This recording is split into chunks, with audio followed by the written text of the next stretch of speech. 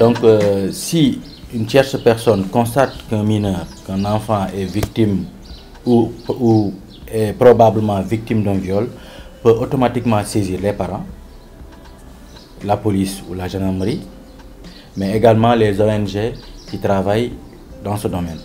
Et donc, c'est une sorte d'alerte que la personne va faire. Et maintenant, une fois cette alerte sonnée, la personne saisie va aller plus loin pour voir si ses craintes sont avérées ou pas. Donc, si c'est la police va faire un réquisitoire pour demander à ce qu'un examen médical soit effectué pour voir si c'est vrai ou si c'est faux, afin que l'enfant soit suivi par un spécialiste, par les services médicaux ou les psychologues. Et si c'est les parents aussi, après les parents vont saisir la police ou les services de santé.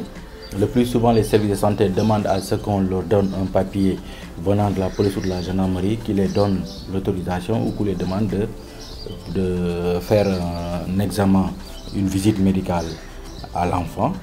Si c'est les ONG également, c'est la même chose parce que les ONG ne peuvent pas aller sans passer par la police ou la gendarmerie.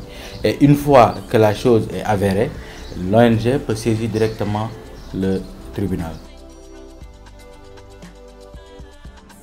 Bon, pour les signalements, c'est d'abord la victime, si la victime est en mesure de le faire, ses parents, si ses parents ont été informés ou bien ont constaté quelque chose d'anormal, le médecin, si par mégarde, au cours d'un examen, constate que l'enfant est victime de viol, le professeur, parce que dès que l'enfant est victime de ces genres de maltraitance, ça commence à apparaître à travers ses faits et gestes, à travers son comportement. Et donc, automatiquement, on peut alerter. Et sur ce, je peux dire que toutes les personnes qui ont eu connaissance peuvent alerter les autorités compétentes pour voir si c'est vrai ou pas et éventuellement sanctionner.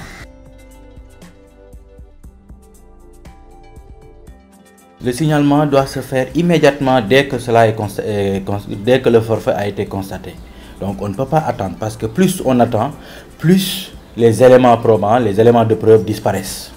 Donc il faut le faire le plus rapidement possible pour pouvoir conserver les éléments de preuve afin que les personnes qui ont été indiquées ou bien les coupables puissent être appréhendées. Parce que comme vous pouvez le savoir, quand il y a viol, le plus souvent, il y a des traces que le violeur laisse sur sa victime.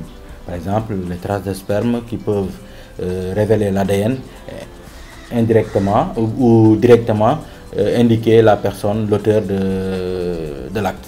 Maintenant, si la dénonciation n'a pas été faite à temps voulu, tous ces éléments de preuve vont disparaître.